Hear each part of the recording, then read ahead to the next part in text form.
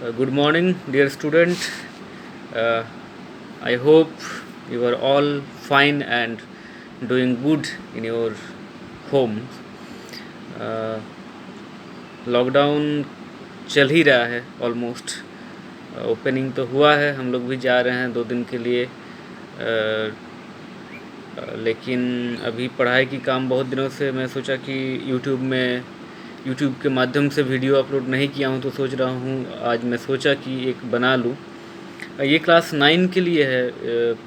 एक कविता है इसमें। कविता का नाम है द रोड नॉट टेकन। इस कविता को लिखा है रॉबर्ट फ्रॉस्ट, जो एक अमेरिकन पोएट यानी कि कवि हैं, बहुत ही फेमस। पूरे विश्व में, पूरे वर्ल्ड में रॉबर्ट फ्रॉस्ट एक बहुत ही माने जाने कवियों में से एक हैं।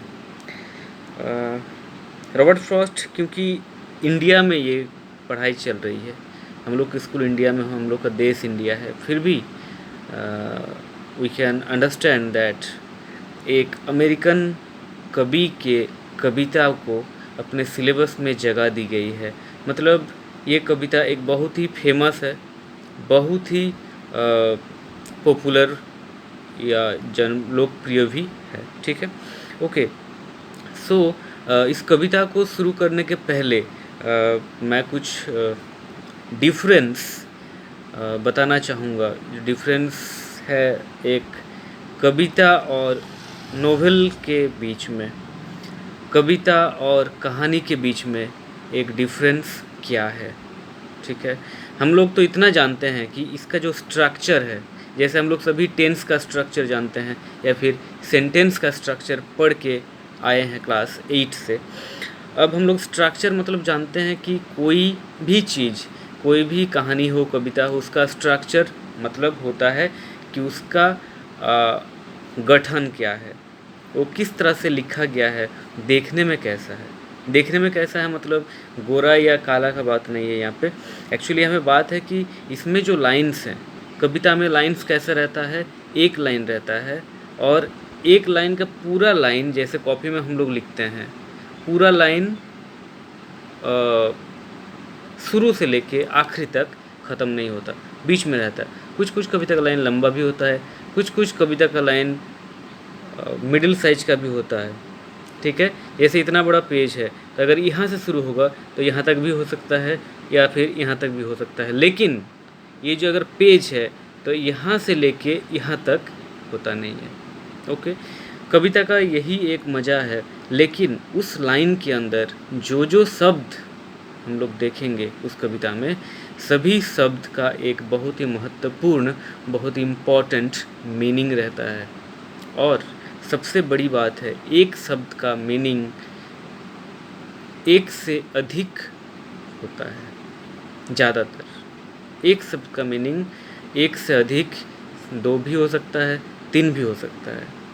जैसे कि हम लोग का ये कविता का नाम है द रोड नॉट टेकन। कविता का जो टाइटल है, जिसका नाम है द रोड नॉट टेकन, जिसमें हम लोग जानते हैं रोड मतलब होता है सड़क, यानी कि जिससे हम लोग गुजरते हैं, जाते हैं, कहीं एक जगह से दूसरे जगह जाते हैं। लेकिन एक ऐसा रोड, यहाँ पे टाइटल में बोला जा रहा है कि ऐसा रोड जिसको चुना नहीं गया। ठीक है, एक ऐसा रोड नॉट टेकन, जिसको हम लोग लिए नहीं हैं। ठीक है, नॉट टेकन। अब किसके द्वारा नहीं लिया गया है ये रोड, ये रास्ता किसके द्वारा नहीं लिया गया है? कवि के द्वारा। ये कवि का व्यक्तिगत एक्सपीरियंस है। It is a personal experience and personal philosophy मतलब दर्शन। ये कवि का एक पर्सनल फिलोसॉफी है अपने लाइफ के बारे में। ओके, अब हम लोग डिफरेंस की बात कर रहे थे, तो कविता में जैसे लाइन का स्ट्रक्चर होता है, उसमें उसी तरह से स्टोरी में हम लोग कहानी में क्या देखे हैं, कहानी में देखे हैं, कहानी होता है एक, अगर ये एक पेज है, अगर ये हो गया कहानी। ठीक है, अगर ये किताब क्लियरली दिख रहा है तो लाइन जहाँ से शुरू होता है वो लाइन पूरा होता है, फिर फुल स्टॉप अगर वहाँ पर नहीं होता है फिर भी वो लाइन फिर नेक्स्ट शुरू होता है और लगातार एक के बाद एक रहता है, ठीक है। लेकिन कविता क्या है, कविता ये होता है, यहाँ पे तुम लोग सभी देख सकते हो, एक लाइन यहाँ से शुरू हुआ है यहाँ तक, दूसरा लाइन यहाँ से शुरू हुआ है यहाँ तक, फिर ये लाइन यहाँ शुरू हुआ यहाँ तक। मेरा सवाल है कि इसमें ये ऐसा क्यों होता है, इसमें ऐसा क्यों होता है। जैसे कि मैं बोला कि कविता का मेन जो वर्ड्स चुने जाते हैं, कविता में जो लाइन में जो एक एक वर्ड रहता है, उस लाइन का उस वर्ड्स का मीनिंग बहुत ही महत्वपूर्ण होता है। और ये जो स्ट्रक्चर है जहाँ पे उसको ख़त्म करना है, ठीक है। जैसे कि हम लोग सभी जानते हैं, हम लोग टीवी सीरियल सभी देखते हैं ऑलमोस्ट, लेकिन अगला हिस्सा कल, लेकिन ऐसा भी हो सकता है कुछ कुछ जगह 3 मिनट या 4 मिनट पहले भी उसको ख़त्म कर देता है। क्यों? क्योंकि उसका इम्पोर्टेंस ऐसा है कि उसको आज आखिरी में, अगर towards the end if we conclude today, we stop today, then ये जो इम्पोर्टेंट मीनिंग है ये शायद उतना हम लोग के अंदर, हम लोग इसको समझ नहीं पाएंगे या हम लोग के अंदर जाएगा नहीं। इसलिए कुछ कुछ इम्पोर्टेंट चीज़ है जिसके लिए ये कविता को कभी यहाँ ख़त्म किया जाता है, कभी यहाँ ख़त्म किया जाता है, कभी आगे तो कभी पीछे। दूसरी बात, कविता होता है एक सॉन्ग की तरह। सॉन्ग, SONG, सॉन्ग मतलब गाना, हम लोग सभी जानते हैं कि कविता और सॉन्ग में ज़्यादा डिफरेंस नहीं है। जैसे कि सॉन्ग को जो शब्द, जो सॉन्ग मतलब क्या, music plus words, music plus संगीत प्लस गीत, इसमें होता है एक गाना, ठीक है। तो गीत जिसको इंग्लिश में बोलते हैं लिरिक्स, लिरिक्स LYRICS, लिरिक्स। तो लिरिक्स कविता जैसा ही होता है, या कविता को हम लोग लिरिक्स भी बोल सकते हैं।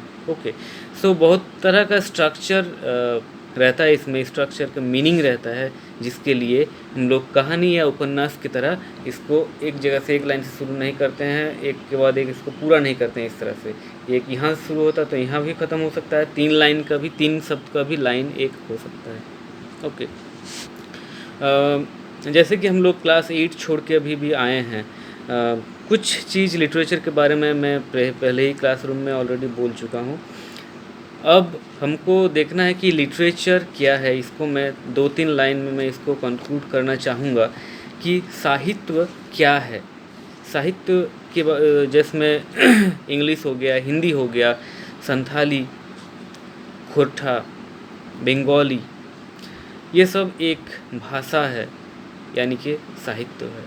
इसमें क्या है, what is the difference between a science subject and an English subject. Okay, so इसमें हम लोग 2-3 लाइन के बारे में, 2-3 लाइन में इसको जानने की कोशिश करेंगे। हालांकि बोलने के लिए तो बहुत ही समय चाहिए, लेकिन अभी इसमें वीडियो कॉल में ये मुमकिन नहीं है। तो साहित्य तो ये है, एक फेमस लाइन है, व्हाट इज़ लिटरेचर, एक बहुत ही फेमस प्रसिद्ध लाइन है जिसको जो मैं बता रहा हूँ अभी, literature is the mirror of society. English में एक बहुत ही बड़ा कहावत है, literature is the mirror of society. Mirror मतलब होता है ये, ठीक है, हम लोग सभी जानते हैं मिरर मतलब होता है दर्पण। जैसे कि मैं अपना मुंह में अगर ये कैमरा में देखूंगा तो मेरा मुंह रिफ्लेक्ट कहाँ पे होगा, मिरर में, ठीक है। जैसे एक किताब अभी रिफ्लेक्ट हो रहा है, उसी तरह से समाज की कहानी, समाज का नियम, समाज जिस तरह से चलता है, समाज, संस्कृति, सभी कहाँ पे दिखता है साहित्य में, लिटरेचर में। अब ये समाज के हम लोग किताब में पढ़ रहे हैं तो जाहिर सी बात है कि हम लोग अच्छे चीज़ को ही दिखाएंगे। हालांकि बुरे चीज़ को भी दिखाया जाता है साहित्य में, लेकिन बुरे चीज़ दिखा के हम लोग को कवि या लेखक ये नहीं बोलते हैं कि उस बुरे चीज़ को तुम लोग अपनाओ। ये बोलते हैं